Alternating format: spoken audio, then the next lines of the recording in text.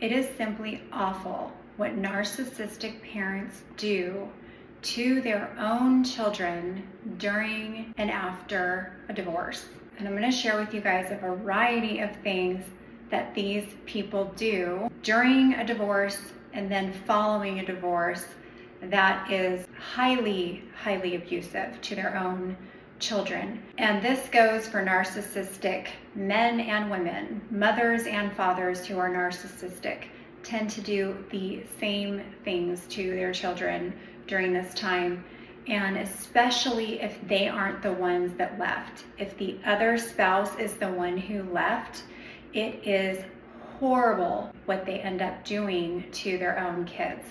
And this goes well beyond pathological lying and the whole smear campaign and trying to turn their kids against the other parent. It goes as far as abusing, oppressing, suppressing them, and essentially their children, their own children, having Stockholm syndrome because of the extent of the abuse by the narcissistic parent. So if you're trained in narcissistic abuse, you'll often know who the narcissistic parent was, who the abusive parent was in the relationship, because the abusive person is the one who is doing all of the smearing. The abusive person is the one trying to turn the kids against their parent, because a person who isn't abusive just doesn't go to extremes to do those types of crazy, horrible things. So that alone in itself is a telltale sign. And these people do go to extremes. They will tell extreme lies. They will paint a picture and pull texts and messages, cherry pick things to show the kids. They will involve the kids. The abusive parent always involves the children in all of the drama and the chaos and gives them too much information about the relationship, what took place in the relationship, the breakdown of the relationship or the marriage. The abusive parent will smear the person to the kids as well as to everybody who knows them, including the person that they are in a relationship with later on. And this has actually happened to me with my husband's ex. Somebody that knew her reached out to me personally to cut my husband down to me. So these are the types of extremes I'm saying that these types of people will go to. They will do everything in their power to make themselves look like they're the hero, like they are protecting their kids from this other person and acting like that person is the abuser despite their own behavior.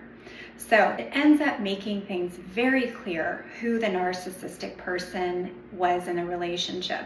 And again, if you're trained in this, it's super easy to spot, and it usually doesn't take much or take long to figure out. The heartbreaking thing in all of it is that the kids are the ones who suffer the most. And the kids, they don't even know that they're being oppressed or suppressed. They might end up saying things to show that. So if you are a counselor or a teacher or someone who works with kids, that you might end up seeing behavior like this or hearing kids say this, pay attention to this, because an abusive parent who is trying to keep their kids away from the healthy parent will say things to their kids to keep them quiet. And so you might hear the kids say things like, let's say the mother is a narcissistic parent. You might hear them say things like, "Mommy told me not to tell you that." Or "Mommy said I can't say this or say that." So that's telling you right there, the parent that is trying to control their child's expression by telling them that they can't say things to people is a very clear sign of abuse and manipulation, coercion, control going on in the home by that parent. So when kids feel like it's not safe for them to share things with people, especially when it's not safe for them to share things with family members or teachers or staff at school and things like that, if they don't feel safe to openly share and communicate things about their life, about them as a person, about their things that are going on at home, if they don't feel safe to share those things, well, again, there is unhealthy behavior going on in the home. Coercion, control, and this is not healthy or good for children to be raised in. But unfortunately, what happens in these situations is that the child tends to cling on to the abusive parent because they are so afraid of the repercussions that will take place if they don't do what the abusive narcissistic parent wants. And so in often a lot of cases, the narcissistic or abusive parent will end up getting full custody of the kids because the kids are afraid to veer away from anything that the narcissistic or abusive parent wants them to do. And if the narcissistic or abusive parent doesn't want them having a relationship with the other parent or wants to damage that relationship, then the child is being told and taught that if they have a safe and healthy relationship with the safe parent, that they are going to be punished for it. So the child learns they're going to be punished by having a relationship that's healthy and loving with the healthy parent.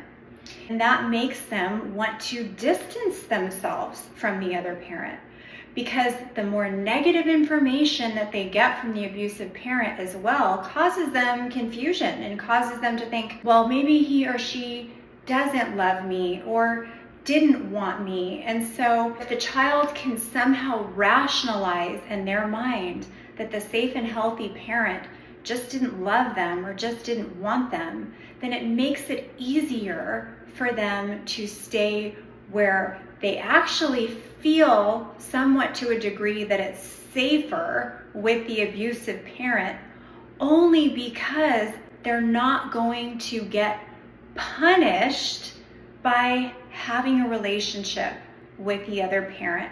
And so it's this illusion that is created in these child's minds because of the narcissistic abuse from that narcissistic parent. It is really, truly one of the most evil things I've seen again and again throughout my career. And so these poor children grow up with this illusion of thinking that the narcissistic parent is actually the safest place for them to be, because there won't be this constant punishment over striving to have a relationship that they want with the loving parent. And so if they just comply and they just submit and do everything that the abusive parent wants, then it's going to be okay. And they learn over time as they get older, and my son learned of this with his father and stepmom. They learn over time, eventually, with age, that the narcissistic and abusive parent actually isn't safe. They start catching on to their behaviors. They start catching on to their lies and their manipulation, and they start to see through it. If they don't start to see through it, in a lot of cases, they can end up being just like the narcissistic parent. And then they go into life with this victim mindset, thinking that it's okay to control and manipulate people because it's owed to them. And this is what they expect. And then they repeat the same cycle of abuse that they have learned from that parent. And so by the time they're about 15, 16, 17 years old, they can come out and address this.